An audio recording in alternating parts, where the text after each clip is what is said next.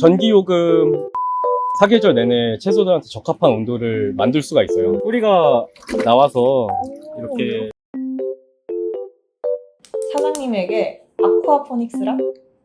미쳐버리겠네. 저는 비단잉어를 한번 키워보고 싶어요. 왜요? 솔직히 안 예뻐요.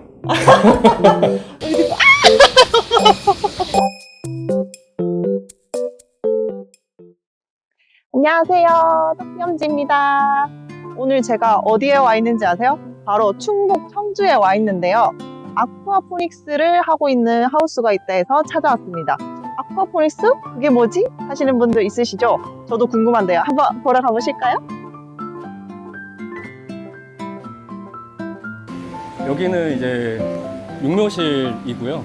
네, 여기도 이제 자연적으로 전자동 시스템으로 알아서 이제 생육 환경이 조절하게끔 되어 있는 공간이에요. 그래서 여기서 이제 씨앗부터 파종을 해가지고 육묘되는 육묘실입니다. 네, 이게 얼마 만에 이렇게 가는 거예요? 보통 그 육묘실에서는 한 3주 정도. 네, 3주 정도 크면은 이제 밖으로 나갈 준비가 다 완료가 되는 거죠. 네. 3주 있다가 이제 저기 하우스 안으로 들어가요? 네, 하우스 안으로 이동하는 거예요. 네. 이쪽은 이제 저희 아쿠아포닉스의 어떻게 보면 엔진 같은 곳인데, 물고기. 네, 여기 보면 이제 관찰창에 향어가 지금 움직이는 게 보이실 거예요. 네. 그 향어는 아주 잘 자라고 있고요. 지금 밥을. 네, 밥을 좀 줘볼까요? 코코볼처럼 생겼네요. 드셔보실래요? 오. 오, 튀어나와요. 오, 대박. 그러니까 이렇게 먹이 활동이 활발히 일어난다는 거는 그만큼 생육 환경이 좋다는 뜻이거든요. 애들이 건강하네요. 네, 보통 이제 건강하지 않으면 밥을 줘도 이렇게 물 밑에서만 있고 올라오질 않아요. 아, 그래요? 뭔가 문제가 있으면 이런 부분으로도 좀 보는 거죠. 네. 환경이 뭔가 컨트롤이 잘 안 됐을 때 먹이 활동을 잘 하지 않아요. 네. 지금은 활발하게 움직이는 거 보면은 괜찮은 환경으로 유지가 되고 있다고 생각합니다. 네. 근데 이 정도를 사장님 그랬을 때 네. 물을 다 먹나요? 다 먹어요. 이게 보통 급여량은 저희는 이제 물고기 총 물고기 중량의 한 1~2%, 많으면 3%, 4% 이렇게 계산하긴 하는데 가장 간단하게 확인한 거는 물고기에게 사료를 줬을 때 한 1~2분 내에 다 먹을 수 있는 양 정도로 준다고 생각하시면 돼요. 그거보다 더 오랫동안 사료가 계속 위에 떠 있고 안 먹는다 그러면 좀 너무 많이 준 거죠. 만약에 사료가 많이 남는다 그러면 좀 걷어내는 게 좋죠. 아무래도 수질의 영향도 있고요. 네. 지금 이 수조 안에는 향어 500마리 정도가 살고 있어요. 500마리요? 네. 와. 물속에는 각종 유기물 때문에 이제 물이 아주 투명하게 보이진 않지만 수질은 안전한 상태로 계속 유지가 되고 있는 거고요. 아, 이게 그러면 어두운 게 유기물 때문에? 네네. 각종 이제 자연적으로 생기는 그런 유기물들이 이제 수조의 바닥과 벽면에 부착이 되면서 좀 어둡게 보이는 거고, 실제로 물을 뜨면은 혼탁하거나 그렇진 않습니다. 네. 여기서 이제 물고기들이 생육이 되고, 이 수류에 의해서 물고기가 배변하는 그런 배설물들이 가운데로 모이게 되어 있어요. 저건가요? 네, 저 가운데로 이제 밑으로 이제 배설물이 흡입이 되게 되어 있고요. 그렇게 이제 모여진 배설물들은 이쪽에 있는 침전조로 모이게 되어 있어요. 그러니까 이곳의 역할은 뭐냐면 1차적으로 물고기의 배설물은 곧 고형분이잖아요. 고형분은 유속을 느리게 하면은 물속에서도 가라앉게 되어 있어요. 그래서 이 시설은 일단은 이 수조보다는 훨씬 더 유속이 굉장히 느리고요.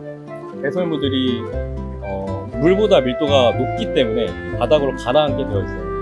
그래서 그렇게 가라앉은 배설물들은 이제 옆에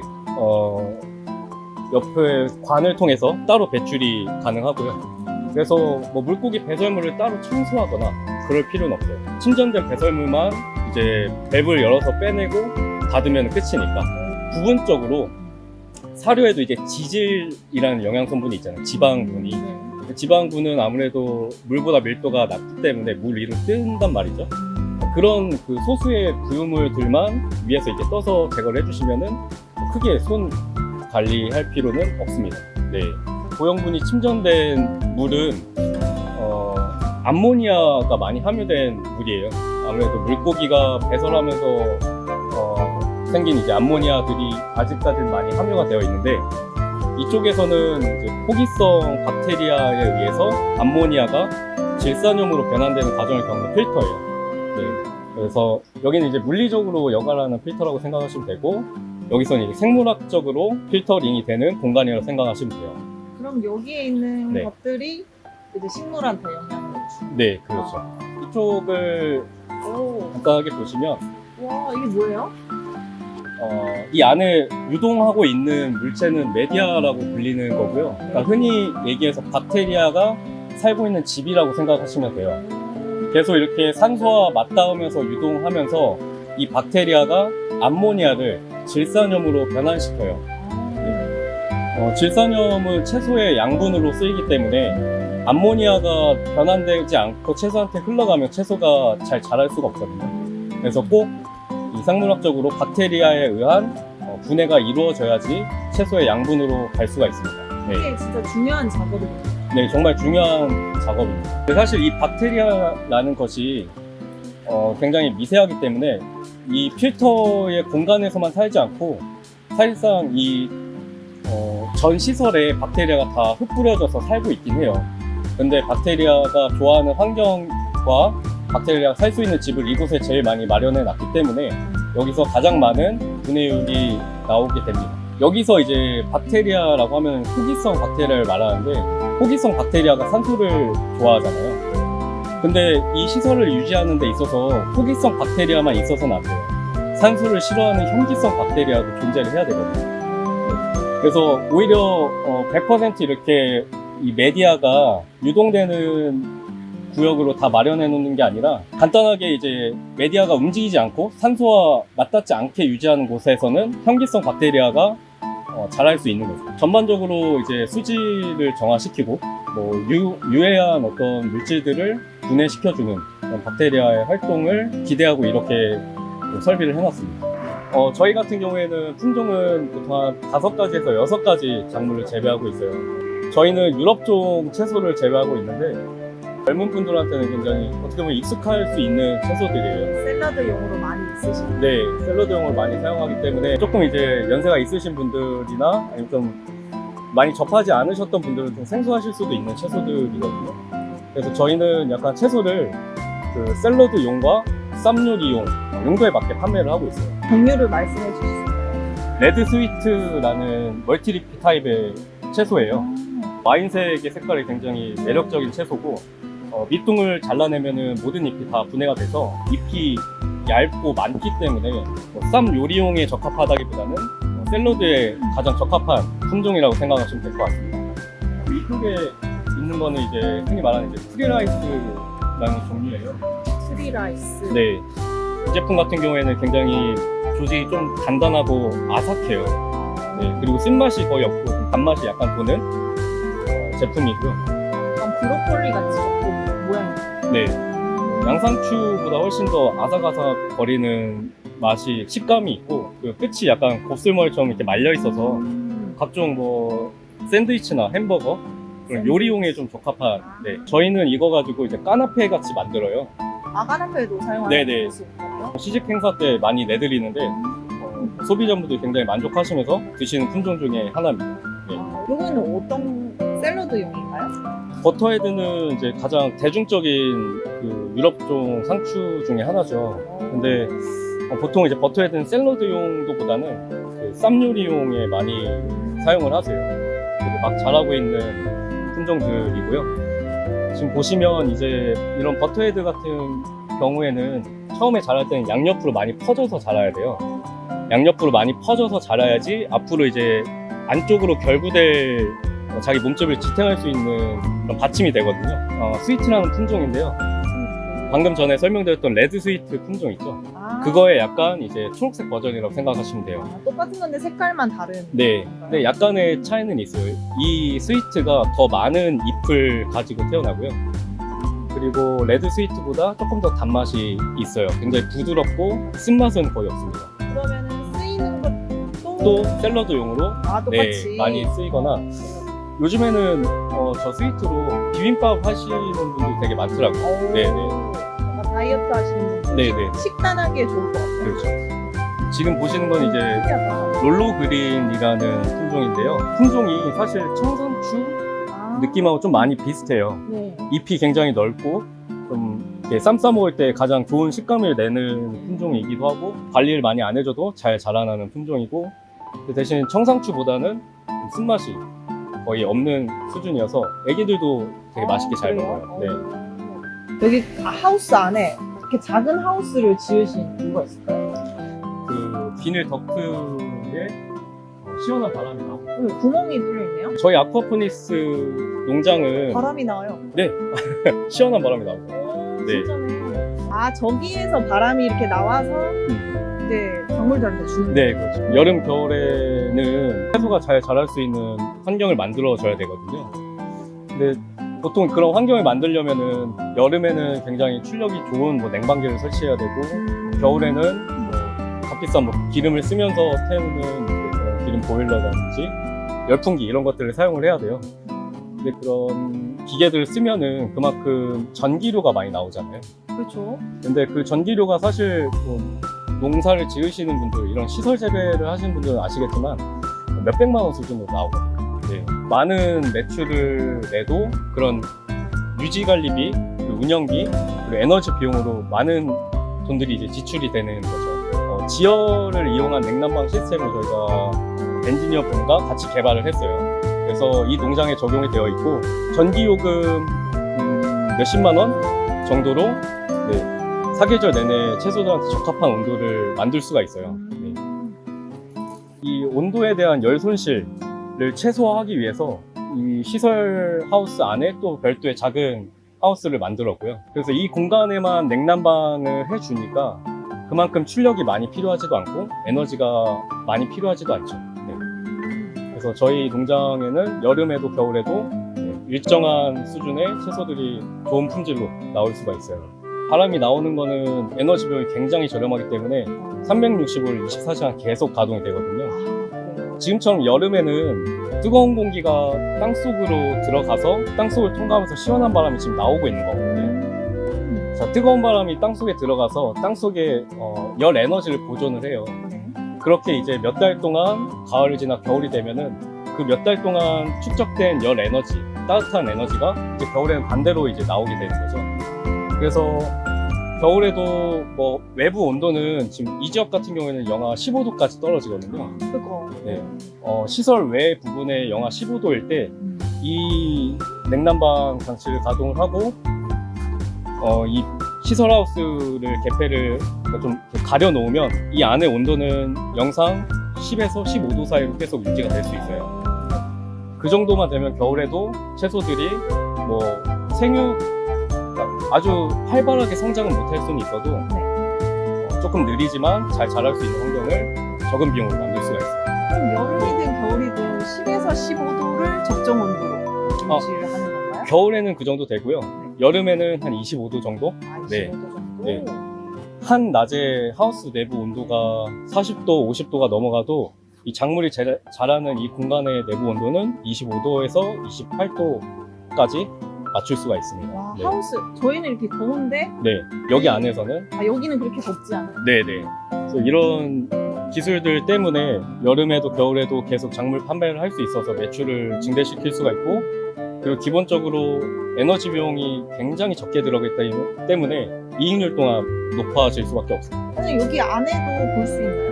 어떻게 되는지 네, 궁금해요. 여기 이제 그로베드 밑에는 이제 뿌리가 나와서 이렇게 잘 자라고 있고요.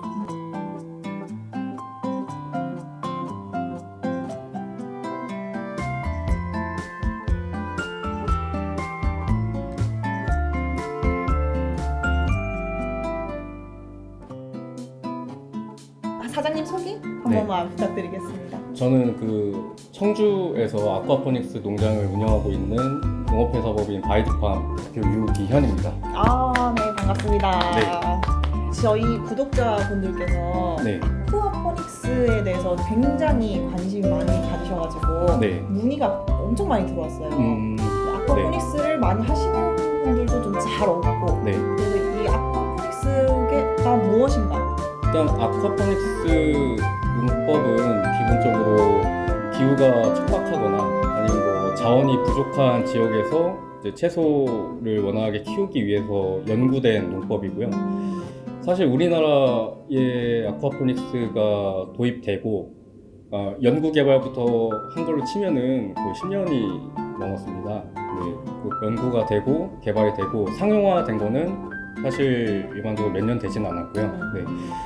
일단 이 아쿠아포닉스 농법은 가장 간단하게 설명을 드리면 물고기를 양식하면서 얻어지는 물고기의 배설물을 이용해서 채소의 양분으로 변환시켜서 채소를 생산하는 농법이거든요. 그러니까 물고기를 양식하면 얻어지는 배설물을 여러 가지 각종 물리적 필터 그리고 생물학적 필터를 이용해서 채소가 양분으로 쓸 수 있는 질산염으로 변환시킨 다음에 그 양분을 채소한테 공급하는 시스템이고 기본적으로 이제 물을 계속 재사용하는 시스템이죠.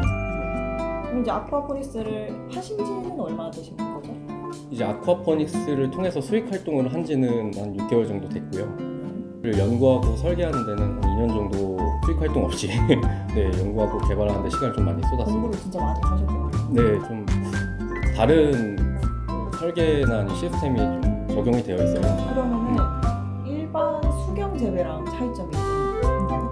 일반 수경 재배와 같은 거는 물 위에서 이제 식물을 띄어가지고 플래팅 형식으로 키운다는 방법은 같지만 일반 수경 재배는 이제 양액을 이용해서 재배를 하시죠.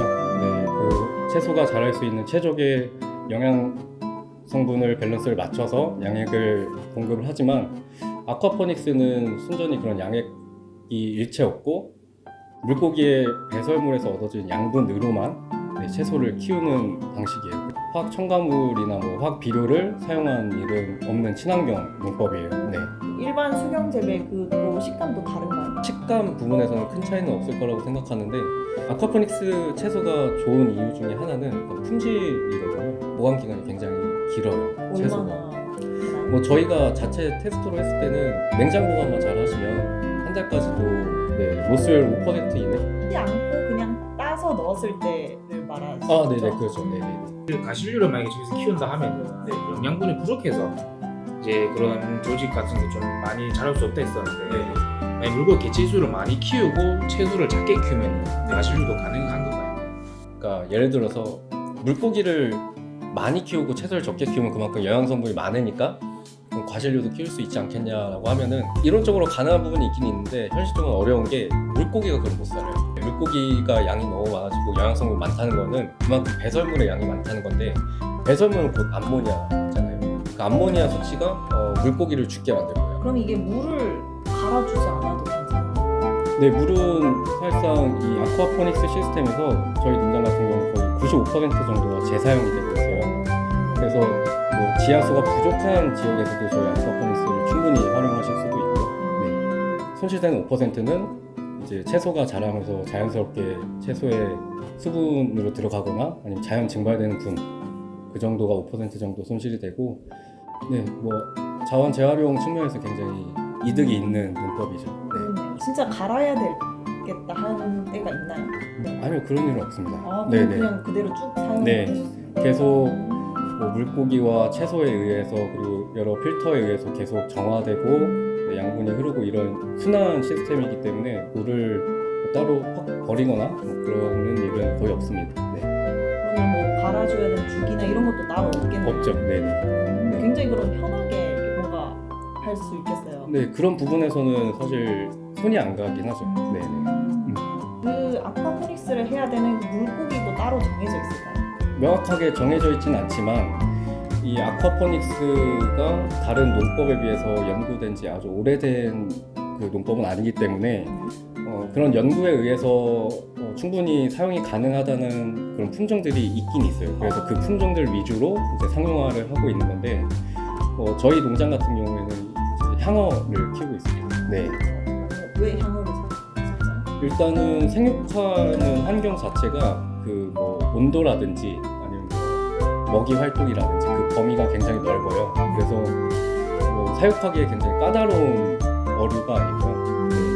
만약 좀 더 까다로운 어류, 뭐 장어라든지 충분히 가능은 하지만 그 생육 환경을 조절하기 위한 별도의 시스템이 추가로 또 필요할 수도 있다. 네, 그런 부분 때문에 네, 향어를 키우고 있습니다. 지금 돌아가서도 다시 향어를 선택하실 건가요? 저는 비단잉어를 한번 키워보고 싶어요. 왜요? 아, 솔직히 안 예뻐요. 아, 그 이유가 단가요? 네, 보기에 어. 보기에 되게 징그럽게 생기고 저는 이제 체험 활동을 하니까 오는 그러시구나. 분들이 이제 물고기도 하고 왔는데 막 이렇게 너무 우람하긴 하더라고요. 네네, 그래가지고. 우람하고 그 비단잉어는 일단 보기에도 관상용도 되게 이쁘고 가치도 향어보다는 훨씬 한 마리가 좀 더 높은 수준에 있죠. 작물들이 되게 많더라고요. 네. 적상추 있고 제가 본 거는 오크상추 맞나요? 저 이제 종류가 멀티리피 타입의 뭐 스위트 그리고 레드 스위트, 뭐 버터헤드, 뭐 바타비아 타입의 채소들도 있고요. 네, 그런 종류들 여러 가지 키우고 있습니다. 그럼 그 작물을 선택하신 이유가 있을까요? 샐러드 부분에 앞으로 수요나 고객층이 점점 더 많아질 거라고 예측이 가능하고 기존의 채소들보다는 좀 색다른 채소들에 관심이 많이 쏠리는 걸 좀 보고 있어요. 그래서 원물의 판매뿐만 아니라 가공품으로도 충분히 발전 가능성이 있어서 지금 유럽종 상추를 재배하고 있고요. 뭐 두 번째로는 이제 기술적 한계가 있긴 있어요. 아쿠아포닉스에서 과실류를 뭐 방울토마토나 딸기 같은 것들을 키우기가 어려운 점이 영양분이 조금 부족한 건 사실입니다. 방울토마토나 뭐 이런 과실류를 아니면 뭐 다른 채소류들도 적정한 이제 EC라고 하죠. 그 영양분의 농도가 수치가 뭐 한 1.5, 뭐 2, 뭐 그 이상으로 될 수도 있고요. 네, 그렇게 나와야 되는데 아쿠아포닉스에서는 별도의 그 양액을 주입하지 않는다고 했잖아요. 네, 그래서 평균적으로 한 0.8 정도? 네, 그거보다는 조금 낮은 수치의 영양 밀도가 있기 때문에 조직이 단단해지는 그런 과실류는 사실상 좀 키우기가 어려운 부분이 있어요. 네. 똑같은 사료를 먹는 건가요? 물고기로부터 얻어지는 양분으로 채소를 키운다고 말씀드렸잖아요. 사실 물고기의 사료의 영양 성분을 잘 체크를 해야 될 필요성이 있어요. 네. 물고기의 사료의 영양 성분이 어떤 것이 결핍이 되어 있으면 채소에도 그 영양 성분은 들어갈 일이 없습니다. 충분한 영양 성분을 가지고 있는 좋은 사료를 사용하는 것이 채소도 잘 클 수 있는 바탕이 되는 거죠. 서로 도와주는 구조네요. 그렇죠. 네. 그 어정도 판매도 하시나요? 네, 어정도 판매할 계획이 있고요. 다만 뭐 열심히 키운 그 물고기를 한꺼번에 다 판매할 수는 없어요. 물고기가 곧 양분을 만들어내는 생명체이기 때문에 잘 컸다고 다 팔아버리면 채소는 또 키울 수가 없으니까 저희가 설계한 그 면적에 채소가 자랄 수 있는 최소한의 양분을 제공할 수 있는 물고기의 중량이 있어요. 그 중량을 오버가 되면은 그만큼만 이제 판매를 하고 또 키우다가 또 오버가 되면은 그만큼만 판매를 하는 그런 계획을 가지고 있고 보통 1년에 한두 번 정도 물고기는 이렇게 판매를 할 수 있을 것 같아요. 아쿠아포닉스를 하시는 분들이 이제 사시는 건가요? 아니면 그런 거 상관없이 그냥 뭐 모든 분들이 구매 의사를 밝히시면 판매할 수 있는데 뭐 향어를 소비하는 이제 뭐 인물 횟집으로도 갈 수도 있고 개인한테도 손질해서 판매를 할 수도 있고 뭐 키우고 싶다라고 하시는 분한테는 또 그냥 생물로 드릴 수도 있고. 네. 저는 이제 아쿠아포닉스에 이제 적합한 물고기라고 생각을 해서 하시는 분이 이제 가져가는 건 줄 알았거든요. 그런 경우도 있을 수는 있을 것 같아요. 네. 혹시 하루에 몇 시간 일하시나요? 지금 여름 기후 때문에 새벽에 나와서 일을 하거든요. 근데 한 3시간? 3시간? 네, 4시간 정도 수확하고 패키징하고 납품 출하, 농장의 여러 잡일들까지 해서 저희는 4시간 정도면 다 업무를 마무리하는 것 같아요. 뭐 낮에 한 번 더 봐줘야 된다거나 그런 건 없나요? 온도, 습도 뭐 이런 것들에 따라서 다 자동 제어가 되게끔 설비가 되어 있어서 크게 손은 가지 않습니다. 홍보 같은 건 어떤 식으로 하시나요? 저희 전체 매출에 마케팅 비용으로 사용되는 비율이 5%도 안 돼요. 그러니까 홍보를 많이 한다는 거는 곧 온라인에서 많이 진행을 하겠다는 소리와 같은 말인데 워낙 시장이 제 생각에 좀 과열돼 있다고 생각해요. 그 치열한 가격 경쟁에서 살아남으려면 그만큼 많은 돈을 투자해야 되고 그만큼 수익은 떨어지거든요. 그런 부분보다는 저희 제품의 가치를 느끼고 꼭 필요한 분들한테만 직접적으로 홍보를 하고 그런 분들에게만 판매하겠다는 전략을 좀 세우고 있습니다. 그러면은 체험 농장 하신다고 하셨는데 네. 체험 농장은 어떻게 운영되고 있는 건가요? 공식적으로 받고 있지는 않고요. 네. 지금 좀 여러 가지 프로그램을 테스트하면서 좀 담당자 분들과 많이 만나기도 하고 계획을 하고 있는데, 처음에는 이 아쿠아포닉스 농법을 좀 호기심을 많이 가지시는 것 같아서 이렇게 저희가 테스트로 프로그램을 돌릴 때 그 체험 활동 하시는 분들이 오셔가지고 아쿠아포닉스보다는 사실 저희가 재배하는 채소가 너무 맛있어서 그거에만 좀 관심을 많이 가지시더라고요. 뭐 아쿠아포닉스를 알리는 것도 중요하긴 한데 아쿠아포닉스를 통해서 재배된 채소가 엄청 맛있거든요. 이 채소를 가지고 뭐 다양한 요리 프로그램을 개발한다든지 그런 쪽으로 좀 지금 체험장을 꾸미고 있습니다. 체험 프로그램은 언제 하실 예정이세요? 지금 저희가 교육장을 설계를 하고 있고요.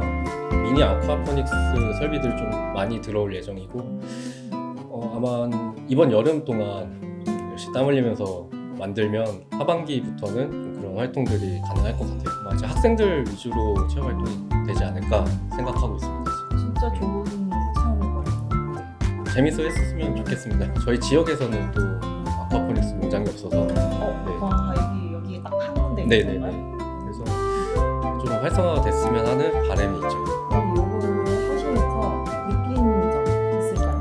정말 힘들다. 어떤 부분이 제일 힘들까요? 이렇게 계산하고 설계하고 이런 부분은 제가 정말 잘할 수 있는데, 이제 직접적으로 이제 농업 일을 하는 것에 있어서 좀 그런 부분이 좀 많이 힘들더라고요. 뭐 몇십 년 동안 농업에서 종사하신 분들을 보면 좀 존경하다, 존경스럽다, 반대로 좀 뿌듯했다 했던 점이 있을까요? 뿌듯했다.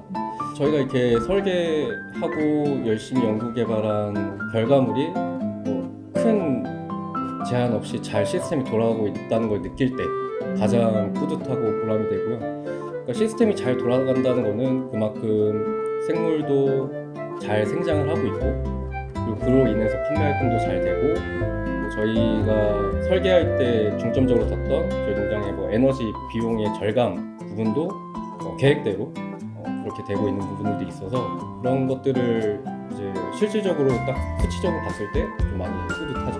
다른 분들한테도 추천을 하실 의향이 있으신가요? 지금까지는 없었어요, 사실. 일단은 말씀드린 것처럼 연구 개발은 오래됐지만 실제 판매 활동을 한 지는 오래되진 않았거든요. 근데 판매 활동을 시작한 이후로 뭐 비교적 짧은 시간이지만 이제 수익 모델이 완성되는 것을 보고 나니까 이제는 좀 다른 분들에게 추천을 좀 드려봐도 되겠다. 네, 뭐 필요하신 분들에게 좀 제 지식을 좀 나눠봐도 되겠다라고 생각하고 있어요. 어떤 분들한테 추천? 일단은 좀 노동력이 조금 상대적으로 적은 분들한테 추천을 해드리고요. 그러니까 곧 뭐 은퇴하신 분들이나 아니면 좀 연령이 있으신 분들께는 적합한 농업의 형태인 것 같아요.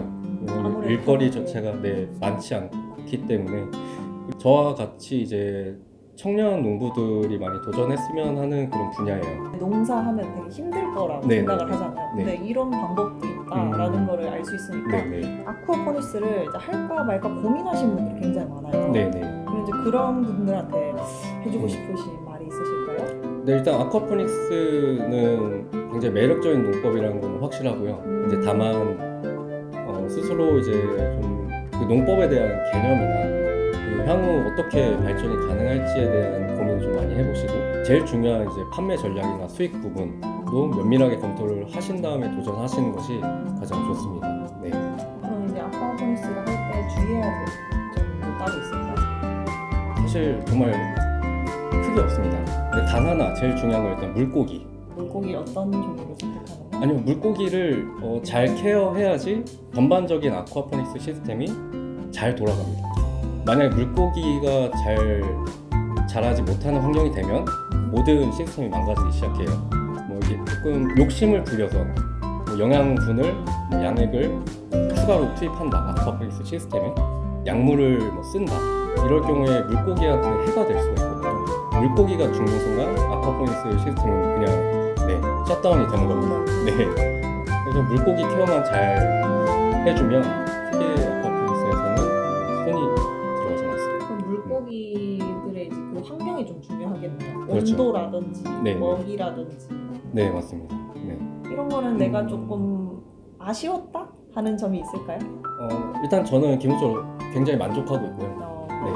아쉬운 부분은 제 농장을 아쿠아포닉스 농법으로 이제 하기 위해서 그런 설비를 했는데 그런 설비에서 조금 더 보완할 점들이 보이니까 저도 물론 확장의 계획은 있어서 좀 더 보완이 된 업그레이드 버전으로 만들어 보겠다 그런 생각을 하고 있어요. 이게 제일 중요한 모두가 좀 궁금해할 것 같아요. 아쿠아포닉스를 이제 하실 때 네.